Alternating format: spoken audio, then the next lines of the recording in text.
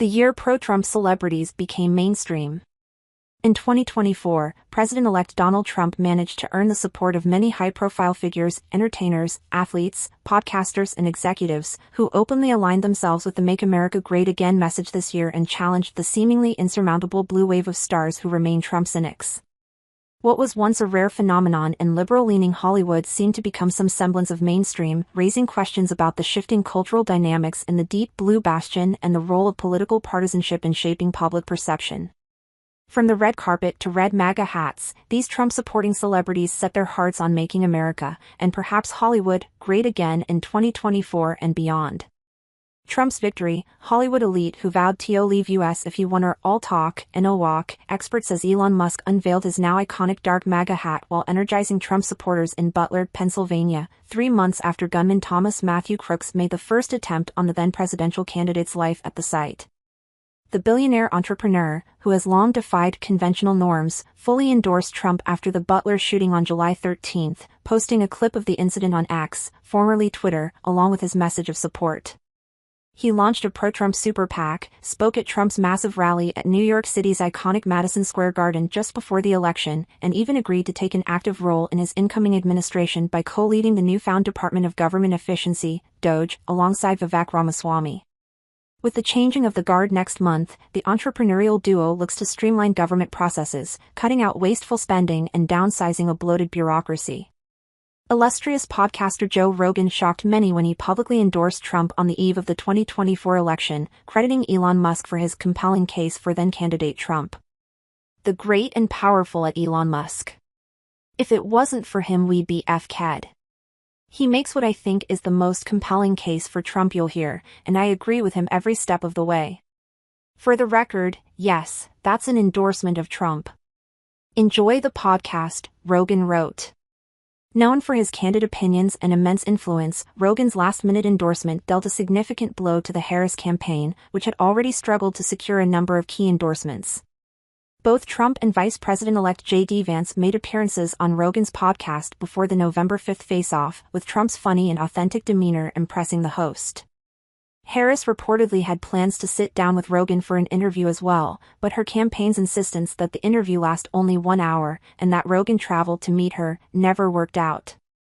Trumpomaniacs filled the Fiserv Forum at this year's Republican National Convention in Milwaukee, Wisconsin, their cheerleader, WWE legend Hulk Hogan, taking to the stage to show his support shortly after the Butler, Pennsylvania shooting. Hogan stood on stage in a dark shirt branded with his Real American Beer logo under a dark jacket, but he proceeded to take off the latter and rip off the former in true pro wrestling fashion, revealing a red Trump Vance shirt. Enough was enough, and I said, let Trumpomania run wild, brother. Let Trumpomania rule again.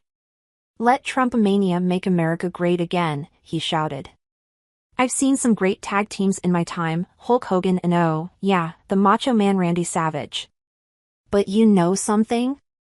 I see the greatest tag team of my life standing upon us and getting ready to straighten this country out for all the real Americans, he added. The wrestling icon also pumped up the crowd at Trump's Madison Square Garden rally in October, where he tore into Harris for her mishandling of the southern border crisis and praised Trump as the only man that can fix this country today.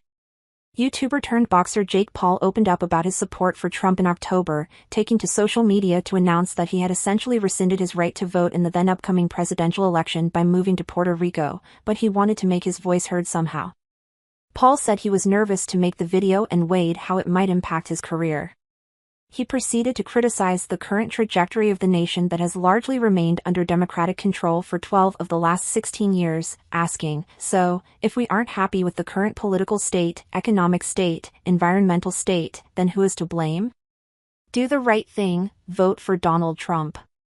Not because I said so, not because Beyoncé said so, but because it's what's right. Please, go, for the love of God, go exercise your right to vote on my behalf and vote for Donald Trump in this election. America depends on it, he said. Paul celebrated Trump's win over Harris shortly. Packers quarterback legend Brett Favre made the crowd roar at the Resch Center in Green Bay, Wisconsin when he spoke out in support of Trump, likening him to the Packers organization by calling him a winner. The United States of America won with his leadership, he told the crowd. Favre took on an imperative tone as he spoke of the November 5th election, warning that there's never been a more important time in our lives than right now. He also spoke in a language many easily understood, his words rife with football analogies and references to the team that voters in the key swing state adore. He mentioned the definition of insanity, doing the same thing repeatedly while expecting a different result. "Sounds like the first couple of years of my tenure here with the Packers," he joked. Mike Holmgren would say, "What in the hell are you doing, Brett?" I said, "Hell, I don't know, Mike. But we figured out a way to get it done." Tethering the example to the Biden-Harris administration, he added, "It would be insane to give Kamala 4 more years in office." Former NASCAR driver Danica Patrick voted for the first time ever in the 2024 presidential election, casting her ballot for Donald Trump. Patrick, who remains the only woman to win an IndyCar Series race in history, discussed her decision on Jesse Watters' Primetime in October and speculated that many women reluctant to vote for Trump may have had an issue with his personality. "It feels like voting for Donald Trump is like the vote of reason. It's like the rational, reasonable choice," she said. "I feel like most of all, though, what this country could be if he gets into office, with all the amazing, brilliant people who are supporting him, I feel like it can not only make America great again, but make America greater than it's ever been," she added later. The formerly apolitical race car driver began paying close attention to the news earlier this year and developed her opinions. She showed her support for the Trump-Vance ticket prior to her discussion with Watters, hosting a Q&A session with Vance in Greensboro, North Carolina in October. Patrick even made appearances at Trump-related events such as a Trump Team Women's Tour stop in Atlanta, Georgia and a rally in Leaditz, Pennsylvania. Finding rapper and formerly adamant Trump opponent Amber Rose on stage at any GOP-related event might have seemed unthinkable to some, yet her smile beamed at the crowd as she spoke to delegates and spectators at this year's Republican National Convention. Her purpose? Explaining how Trump had earned her support. "I realize Donald Trump and his supporters don't care if you're black, white, gay or straight, it's all love. And that's when it hit me, these are my people. This is where I belong," the TV personality said. Critics on both sides of the aisle hurled insults her way before and after she took the stage, with some conservatives criticizing her for being not conservative enough and some liberal voices calling out the alleged bid to recruit more minority voters. Not all were critical of her presence, however. ESPN host Stephen A. Smith came to her defense amid the criticism, saying, "I know that Amber Rose took a lot of hits. Y'all kick rocks with that. She did a good job. She did a good job." Young conservative Xavier Durso said that Rose's addition to the guest list offered evidence that the 2024 RNC would be a historic event. Amber Rose is one of many Black Americans who finally woke up from the left's lies after doing her own research about President Trump, he said. Reagan star Dennis Quaid rallied for Trump in Coachella, California weeks before Election Day, telling voters it's time to pick a side while comparing and contrasting Trump and Harris's visions for the future. "Are we going to be a nation that stands for the Constitution? Or for TikTok? Are we going to be a nation of law and order? Or wide open borders? Which is it?"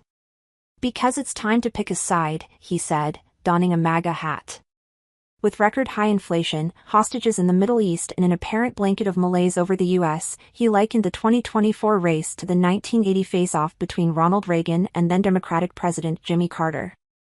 "I'm going to ask you a question that Reagan asked America back then, and I think it's the question that got him elected. Are you better off than you were 4 years ago?" Quaid said. Earlier this year, Quaid applauded Trump for paying visits to New York neighborhoods after his rally in the South Bronx, suggesting that the move made him appear more human to people. Sopranos star Dre DeMatteo may call herself a liberal, but, in her eyes, the mean-spirited nature that has possessed the progressive left falls short of the way things should be. "Say what you want about Trump, and I understand that a lot of people have Trump derangement syndrome," she said. "I was one of them. But people can change. And it's not that Trump changed." Comedian, actor and podcaster Russell Brand has been notoriously outspoken, challenging the system and vehemently opposing censorship. He sounded off on the 2024 election earlier this year, picking Trump as the better candidate for preserving democratic values. In a straight choice between Donald Trump and Joe Biden, if you care about democracy, if you care about freedom, I don't know how you could do anything other than vote for Donald Trump for precisely the reasons that they claim that you can't, he told RNC spokeswoman Elizabeth Pipko during a June clip of the Stay Free with Russell Brand podcast, obtained by Fox News Digital at the time. President Biden was still a contender in the race at the time, later passing the torch to Vice President Kamala Harris after a debate performance that was widely considered poor. Brand was also in Milwaukee for this year's Republican National Convention, according to the Milwaukee Journal-Sentinel, and was recently spotted at Trump's Mar-a-Lago estate in Florida. Shazam! Star Zachary Levi also endorsed Trump this year, revealing the decision while moderating an event in Michigan with former presidential candidate Robert F. Kennedy Jr. and former Hawaii Representative Tulsi Gabbard, now both Trump cabinet nominees. "We are going to take back this country. We are going to make it great again, we're going to make it healthy again. And so I stand with Bobby and I stand with everyone else who is standing with President Trump," Levi said in September. "Of the two choices that we have, and we only have two, President Trump is the man that can get us there." Levi refuted claims that his career had suffered following his Trump endorsement, telling HBO's Bill Maher that it's still full steam ahead for several in-progress projects, though he did not yet know what the ultimate effects of the endorsement might be.